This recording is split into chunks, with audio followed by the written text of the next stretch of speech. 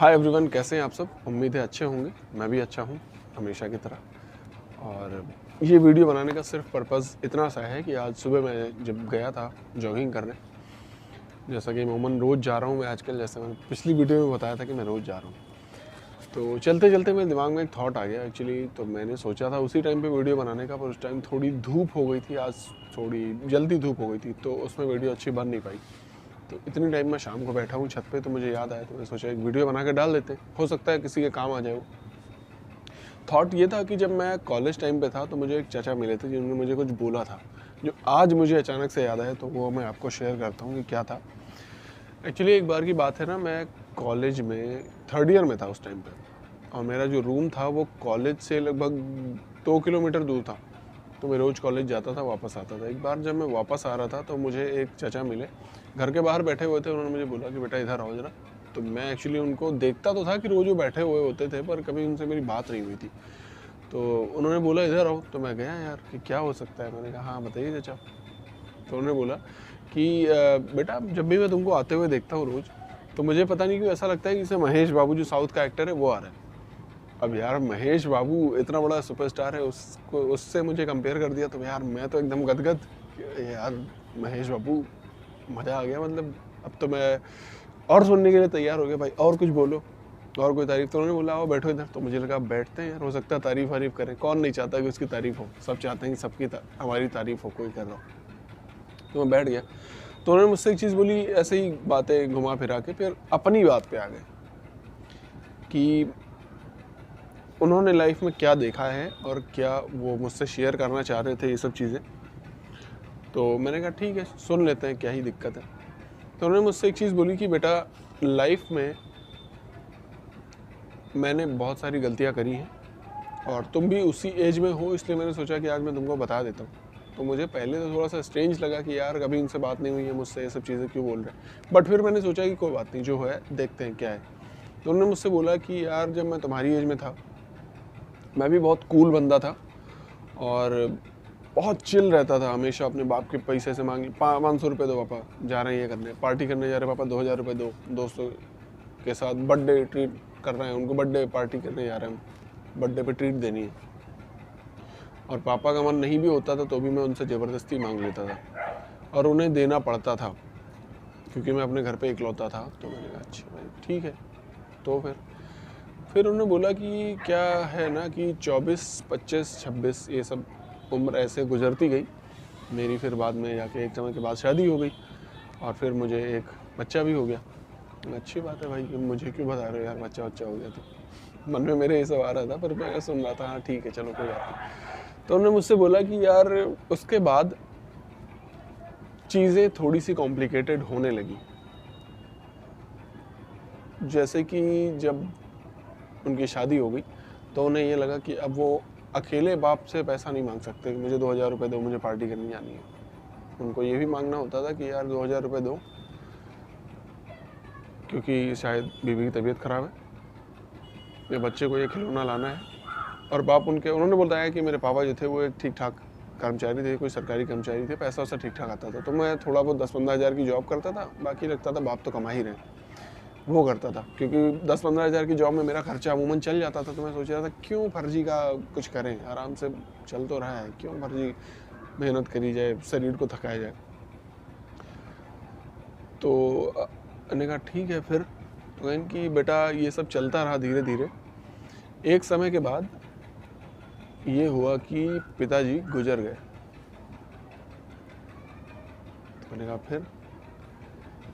तो उन्होंने कहा फिर क्या हुआ कि उस टाइम पे मुझे रियलाइज़ हुआ कि यार मैंने ज़िंदगी में कितनी बड़ी गलती करी है। तब तक मैं 30-35 या अमूमन 40-40 की एज में पहुंच गए थे वो। मैं बोला उस टाइम पे मैं 40 की एज में था जब मेरे पिताजी गुजर गए। तो उस टाइम पे मुझे रियलाइज़ हुआ कि कितनी बड़ी गलती कर दी है, और अब मैं वो नहीं कर सकता जो मैं पहले करता था। फिर मैंने पूछा क्या नहीं कर सकता। तो उन्होंने बोला कि अब मैं वो नहीं कर सकता था कि मैं एक्सक्यूज़ दे दूँ अपने आप को, जो कि मैं अमूमन पहले दिया करता था। जब लोग मुझसे बोलते थे 18 की एज में बेटा अभी भी समय है सुधर जाओ, 20 की एज में अभी भी सुधर जाओ, तो मैं एक्सक्यूज़ दे देता था। मन तो मुझे भी करता था यार सुधर जाए, कौन नहीं चाहता कि मेरी लाइफ अपने दम पे बने। बट सबको एक्सक्यूज़ दे के अपने माइंड को दिमाग को और शरीर को शांत करना आता है वही वो भी करते थे, जो अमूमन साथ ज़्यादातर लोग करते हैं। तो उन्होंने बोला कि मैं एक्सक्यूज़ दे देता था, पर मैं अब एक्सक्यूज़ नहीं दे सकता था खुद को, क्योंकि मैं अगर ये कह देता कि अरे यार पड़े रहो, क्या दिक्कत है, नहीं खाएंगे एक दिन। बट साथ में 3 लोग और थे, 2 लोग और थे, उनकी माँ थी, पत्नी थी, बच्चे थे, तो वो खुद को एक्सक्यूज़ नहीं दे सकते थे। और उनके पास अब कोई चारा भी नहीं था कि वो वापस जाके अपनी स्थिति को सुधार लें, क्योंकि पापा जो थे वो रिटायर होने के बाद उनकी डेथ हुई थी। तो उनकी जो पेंशन वेंशन थी वो सब मिला के कह रहे थे 30-35 तक मुझे आ जाता था। एक बच्चा था उनका लड़का, तो उन्होंने बोला कि उस टाइम पे 30-35 तक मेरा हो जाता था, बट फिर भी मैं सेटिस्फाइड नहीं था अपनी लाइफ से, बिकॉज 30-35 से कुछ नहीं होता, क्या खाना खर्चा चलता था, लाइट बिजली में चला जाता था सब। फिर भी मुझे लगता था हाँ चलो ठीक है, चल रहा है, खींच रहे हैं। बट एक समय के बाद उन्हें रियलाइज़ हुआ कि उन्होंने कितनी बड़ी गलती करी है, जब उन्हें ये पता चला कि उनका लड़का जो है वो मेरी एज का हो चुका है now, at the age of 50 और 55। जब वो मुझे बैठ के ये सब चीज़ें बता रहे थे, तो मुझे लगा यार 50-55 की एज में जब उनका लड़का मेरी एज का हो गया, तो उन्हें ये रियलाइज़ क्यों हो रहा है कि उन्होंने बहुत बड़ी गलती करी है। मैंने उनसे पूछा कि क्या हुआ है, तो उन्हें बोला, बोलते बोलते उनकी आंखों से आंसू आ गए। यार मैं भी थोड़ा सा इमोशनल हो गया कि यार क्यों रो रहे हैं। तो मैंने उनसे पूछा कि आप परेशान मत होइए। मैंने उनको बताया एक्चुअली कि आप परेशान मत होइए, कोई बात नहीं, आपका बेटा है बड़ा, वो संभाल लेगा। उन्होंने बोला कि वो नहीं कर पाएगा। तो मैंने बोला क्यों नहीं कर पाएगा? तो उन्होंने बोला उसकी किडनी फेल हो रही है और मेरे पास कुछ है नहीं कि मैं उसकी स्थिति सुधार पाऊँ। 6-7 लाख रुपए मैंने कभी बटोरे ही नहीं, और 6-7 लाख में बटोरता भी तो उसमें मैं सोच रहा था 6-7 लाख में तो मेरी ज़िंदगी कट जाएगी, मैं अपने बच्चे की शादी कर दूंगा, जॉब मैं उसकी पढ़ाई में लगा दूंगा। अब मैं बस उसको मरते हुए रोज़ देखता हूँ और मेरे पास कोई चारा नहीं है। बताते बताते इमोशनल हो गए। फिर थोड़ा बहुत और ऐसे बातें बताने के बाद उन्होंने बोला कि जब मैं तुम्हारी एज में था मुझे भी बहुत सारे यू टर्न दिखे अपनी लाइफ में। जब मैं आगे जा रहा था मुझे यू टर्न्स दिखते थे जहाँ पे लिखा होता था कि अभी भी समय है, पीछे मुड़ जाओ, रास्ता है दूसरा, उसको पकड़ लो, उसके पहुँचने के बाद उस रास्ते पर पकड़ लो जहाँ पे बहुत कम लोग मुड़ रहे हैं। पर यू टर्न देखने की इतनी आदत हो चुकी थी ना मेरी कि वो लास्ट वाला यू टर्न मैंने कब मिस कर दिया मुझे समझ में नहीं आया।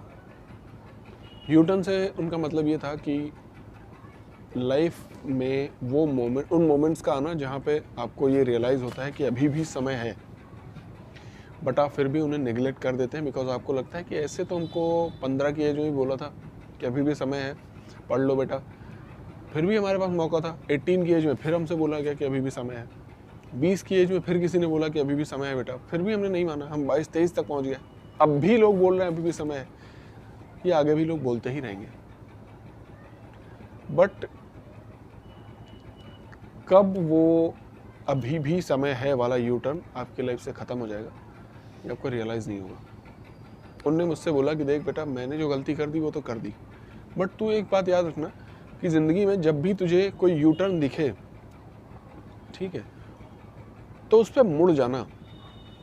इंतज़ार मत करना किसी का कि तुम्हारे साथ जो भीड़ दौड़ रही थी उस रास्ते पे वो तुम्हें देख के एक नए रास्ते पे घूमते हुए देख के हंसेगी कि ये पागल है क्या, उल्टा क्यों जा रहा है, जब हम लोग इधर जा रहे हैं, हम 200 लोग या 2000 लोग इधर जा रहे हैं, ये उल्टा जा रहा है। वो तुम्हें बुलाएंगे वापस, आ जाओ इधर हमारे साथ, तुम वापस मत मुड़ना, क्योंकि कब वो यू टर्न तुम्हारी ज़िंदगी का यू टर्न बन जाएगा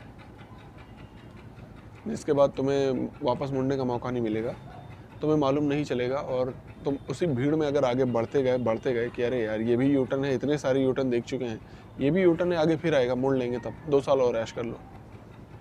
उसके बाद कभी यू टर्न दिखा नहीं मुझे और तुमको भी नहीं दिखेगा, बिकॉज उसके बाद ये लास्ट चांस होता है 24-25 की एज में, 26 की एज में, क्योंकि उसके बाद जो होता है ना यू टर्न, जितने भी होते हैं आपकी लाइफ में जहाँ पे लिखा होता है अभी भी समय है, उनको कहीं ना कहीं आपकी जिम्मेदारियों ने भर दिया होता है, वहाँ पे रास्ता नहीं होता।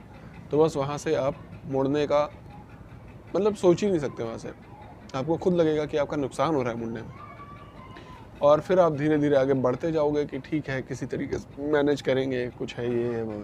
आगे आते आते एक समय बाद आपको बहुत ज़्यादा रिग्रेट होगा, और फिर आप वहाँ से पीछे मुड़ के अगर देखोगे भी ना तो आपको वो यूटर्न इतनी दूर दिखाई देगा कि आपको ये पता चल जाएगा कि अगर मैं वापस उस यूटर्न तक गया दूसरा रास्ता पकड़ने के लिए, तो शायद मैं वहाँ तक पहुँचते पहुँचते ही दम तोड़ दूँ।